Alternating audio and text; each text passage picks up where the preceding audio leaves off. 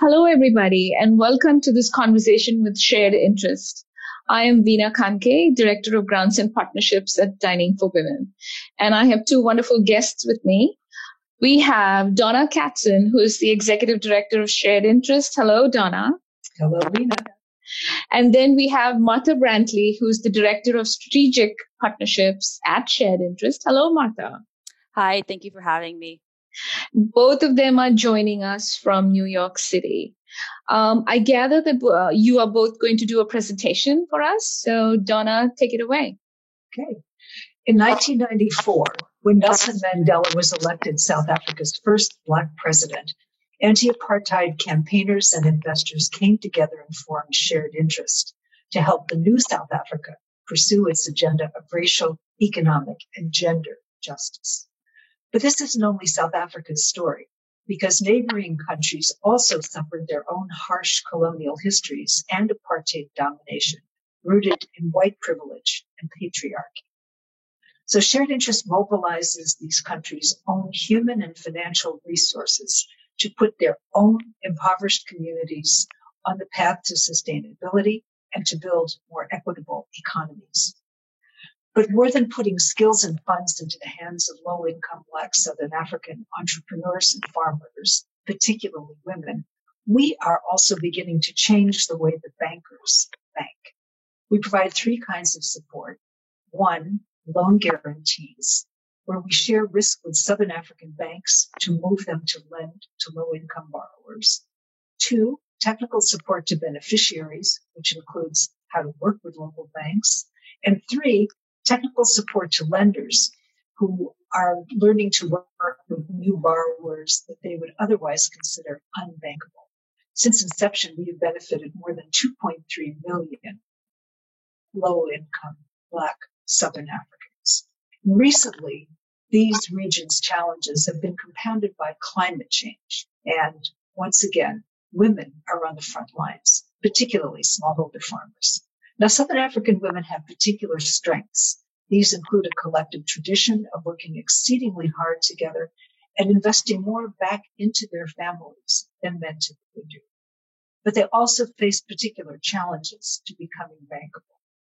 Traditional cultural roles and biases often result in men not trusting wives to travel far away from home in rural areas and not supporting their entrepreneurship, much less their access to credit and markets.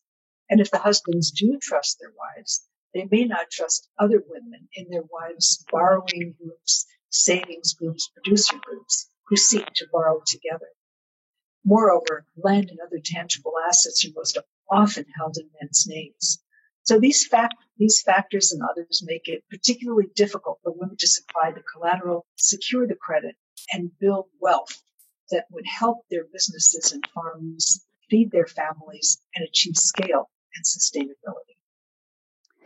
So all of these issues are fundamental to the project that Dining for Women is supporting in Malawi.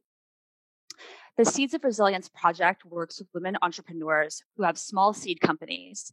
And these companies have remained small largely because of their inability to access capital. These women are up against a seed market that is dominated by large global companies. And these companies are failing women smallholder farmers because they're charging too much and they're neglecting the traditional crops that women grow. So African Women in Agribusiness, or AWAB, was formed to create an alternative to that market by taking these small women-led companies and forming a commercially viable alternative that is supplied by women smallholder growers and that produces the seed for crops that women grow, specifically legumes. So Shared Interest will help AWAB obtain a loan that will be used to scale up its operations, including buying seed from the 1,300 smallholder farmers that are producing for the group. So there are three types of women to think about that are going to benefit from this work. So the first group are the 9 women entrepreneurs that I mentioned, and they're really driving the whole project. They're receiving mentorship and technical support that will strengthen the group to help ensure that it's ready to manage the larger operations. The second group are the female smallholder farmers who've been hired to produce seed. They'll earn a significantly increased income while also becoming less vulnerable to the traders that offer low prices for their crops and who may even try to exploit them. They're being coached on agricultural techniques, as well as on gender-sensitive issues like how to manage household finances. Now, AWOB is going to be able to provide these services because of the Dining for Women grant, although eventually its own operation should be able to cover these costs. The third group are the indirect beneficiaries, and these are smallholder farmers who will become able to access seed at an affordable price. And this is seed that either was prohibitively expensive or completely unavailable in the past.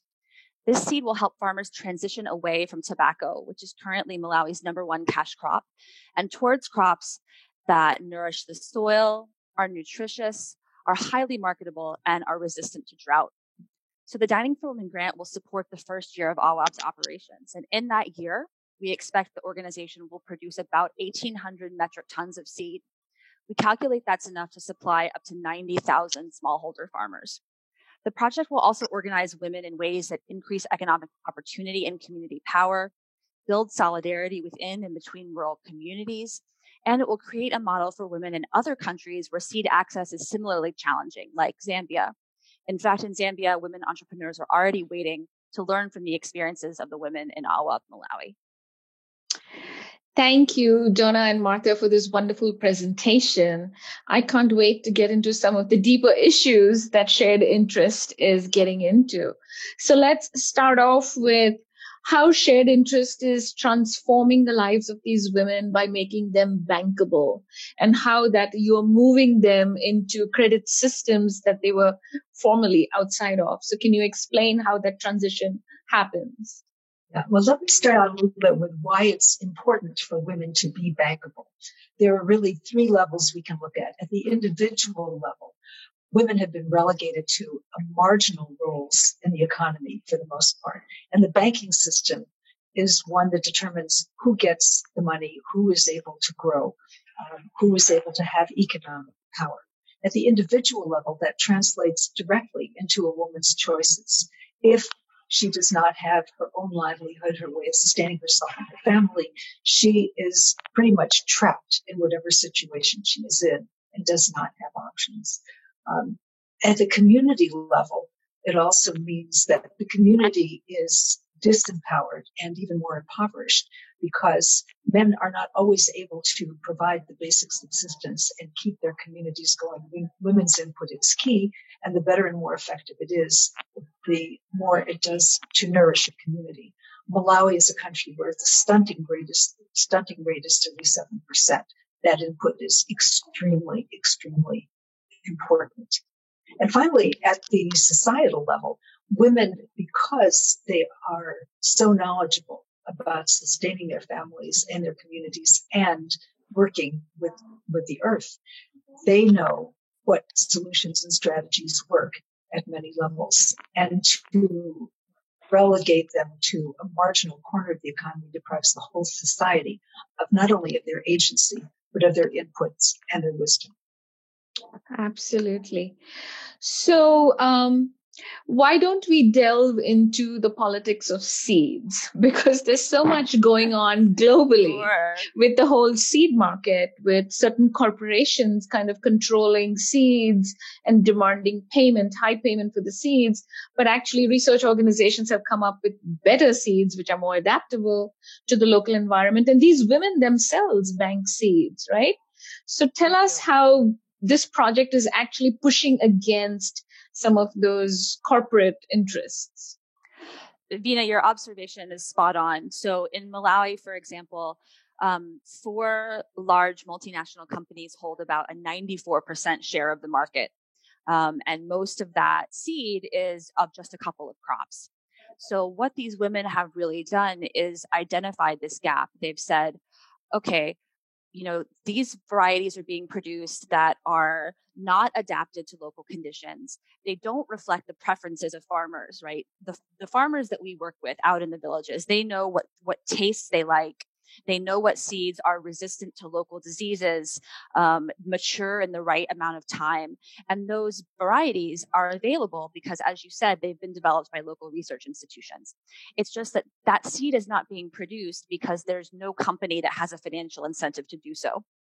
And so what this project is doing is it's getting together these small companies that have an incentive to do so because they have an incentive to strengthen their own communities. And while they will generate a small financial return as well, the main instinct behind this is to create a different voice in Malawi's community food systems.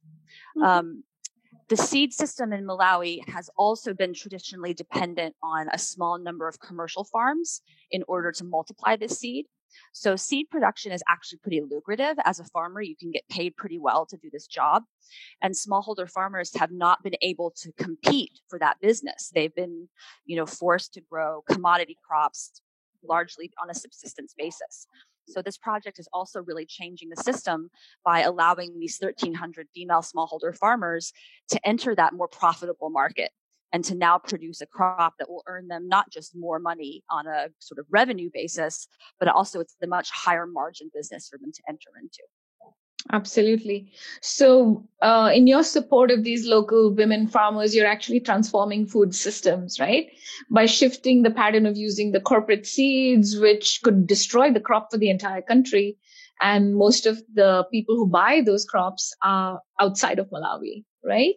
So tell us more about how with the seeds, with the bankability, how exactly are you transforming these communities at a local level, interpersonal level? Changing the way they feel empowered? Well, let me start with one aspect of that, which is in our work with women, helping them become empowered in working with local power structures like banks. And some of the learning is transferable to other power structures. Women coming together, we find, give each other support, give each other strength. And so it's not one woman who might feel totally insignificant up against a bank, which talking to a bank about a loan feels to many like talking to God about the weather. What point is this going to, how will this ever work? But instead, helping people begin to negotiate, feel stronger in themselves, and understand that they can be listened to, that they can be taken seriously, and that they can have an impact. The feeling of helplessness, of disempowerment, really begins to melt away when people are able to get credit, or at least even to be in a conversation, a direct, equal conversation with someone from a major institution like a bank. It also strengthens women's ability to work together, because some of these groups that are starting, and AWAB is one of them, the women are learning how to form new economic structures that make them more bankable, that make them more powerful. And in solving these, what seem to be unsolvable economic, structural, legal problems, which the women are very good at working on and doing themselves, with a little bit of direction and a little bit of support, they are finding that their solutions matter, work, and that their voice also matters. Absolutely wonderful. Donna, I think you have some closing thoughts about your organization that you would like our members to hear. Well, it's an invitation, really. On May the 7th, Shared Interests annual gala will be called Making Her Story, not history, but her story, celebrating the power of women in Southern Africa. And we would just like anybody from Dining for Women who is interested in being part of this to let us know. It's May 7th in New York City, and we're going to be bringing over from the region some of the Her Story makers, and also celebrating with some of the new people making history in and her story in our own country and theirs. Absolutely. So Donna and Martha, thank you so much for generating this conversation, which will have a whole lot of discussion in our chapters, and our members are going to love this. So thank you so much. But I wanted to close out by reminding our members that there are multiple Dining for Women events that are coming up that are centering around the environment, around climate change, and the work of shared interest really plays a role in making these transformations. So if members are interested in attending these events, you can go to our website and look under the tab Join Us and look under upcoming events, and you can see where these events are. The first that's coming up is March 8th, International Women's Day. The major event is going to be in Washington, D.C. There is another event also for International Women's Day that's going to be held in Santa Barbara. Once again, Dining for Women is participating in the Commission on the Status of Women in New York City. And our event is going to be on March 11th. All our members are encouraged to attend all these events. Thank you once again for joining us, Donna and Martha. And we will see our members at all our events. Thank you. Bye-bye.